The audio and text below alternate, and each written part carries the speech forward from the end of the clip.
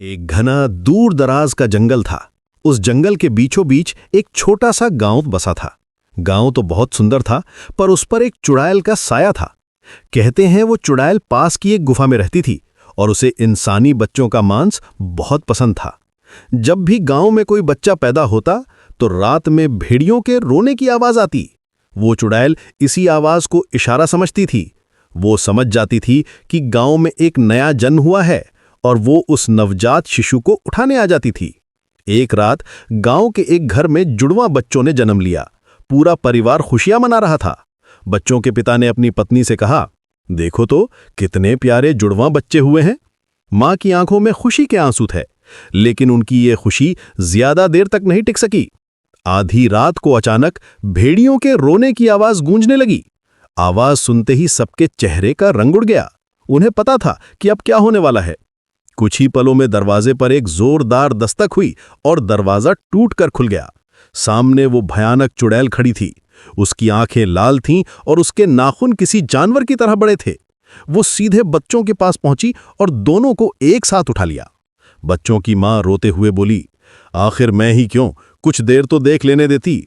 चुड़ैल जोर जोर से हंसने लगी और बोली, हा हा हा हा हा, अगर देर से आती तो भी कौन सा इन बच्चों की जान बच जाती। हा हा हा हा, आज तो दावत होगी, कितने दिनों बाद ये कोमल कोमल बच्चे खाने को मिलेंगे।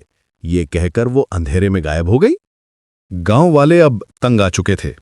उन्होंने फैसला किया कि वो पास में रहने वाले एक तांत्रिक से मदद लेंगे। सब मिलकर तांत्रिक के पास पहुंचे और उसे अपनी पूरी कहानी सुनाई। तांत्रिक ने गहरी सोच में डूबकर कहा, इसका एक ही उपाय है। अब से जब भी किसी के घर बच्चा पैदा हो तो इस बात को पूरी तरह से गुप्त रखना। 1 महीने तक घर के सारे दरवाजे और खिड़कियां बंद रखना, ताकि बच्चे के रोने की आवाज बाहर ना जा सके। गांव वालों ने तांत्रिक की बात मान ली। अब जब भी कोई बच्चा पैदा होता तो उस घर को पूरी तरह से बंद कर दिया जाता।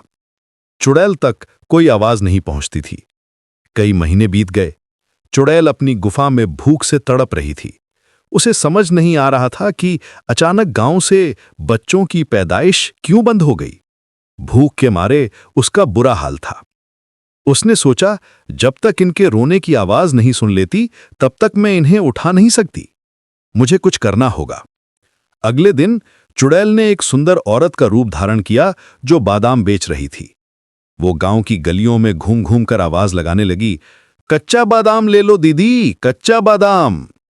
उसकी आवाज सुनकर एक औरत बाहर आई। चुड़ैल ने उसे कुछ बादाम दिए। उस औरत ने अपने बच्चे को वो बादाम खिला दिए, लेकिन वो कोई आम बादाम नहीं थे, वो जादुई थे। बादाम खाते ही बच्चे के पेट में तेज दर्द होने लगा और वो जोर जोर से रोने लगा। रात होते ही चुड़ैल बच्चे के रोने की आवाज सुनकर उस घर पहुंच गई और उसे उठा ले गई। ऐसा 1-2 बार और हुआ। गांव वाले समझ गए कि ये उसी बादाम बेचने वाली का काम है। वो फिर से भागे भागे तांत्रिक के पास गए और उसे सारी बात बताई। तांत्रिक को चुड़ैल की चाल समझ आ गई। उसने कहा, इस बार हम उसे पकड़ लेंगे, तुम लोग बस वैसा ही करना जैसा मैं कहता हूं। तांत्रिक ने गांव के बीचों बीच एक बड़ा सा घेरा बनाया और उस पर कुछ मंत्र लिखे। उसने गांव वालों से कहा कि जब वो बादाम वाली आए तो उसे किसी बहाने से इस घेरे के अंदर ले आना। अगले दिन चुड़ैल फिर से बादाम बेचने आई। एक आदमी उसके पास गया और बोला, मुझे तुम्हारे सारे बादाम खरीदने हैं, कितने के हैं? चुड़ैल ने कहा, पूरे 100 रुपए के हैं। उस आदमी ने अपनी जेब से 500 रुपए निकाले और कहा, ये लो 500 रुपए और मेरे साथ चल, मेरे घर पर देना। चुड़ैल लालच में आ गई और उस आदमी के पीछे पीछे चल दी। आदमी उसे घुमाते फिराते गांव के चौक पर ले आया जहां तांत्रिक ने घेरा बनाया था। जैसे ही चुड़ैल ने उस घेरे के अंदर कदम रखा वो वहीं फंस गई। वो बाहर निकलने की कोशिश करने लगी लेकिन निकल नहीं पाई। तभी तांत्रिक सामने आया।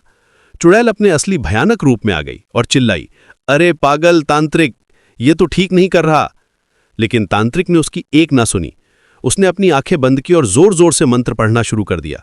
ओम एम ह्रीम क्लीम चामुंडाय विच्चे नमः, ओम एम ह्रीम क्लीम चामुंडाय विच्चे नमः।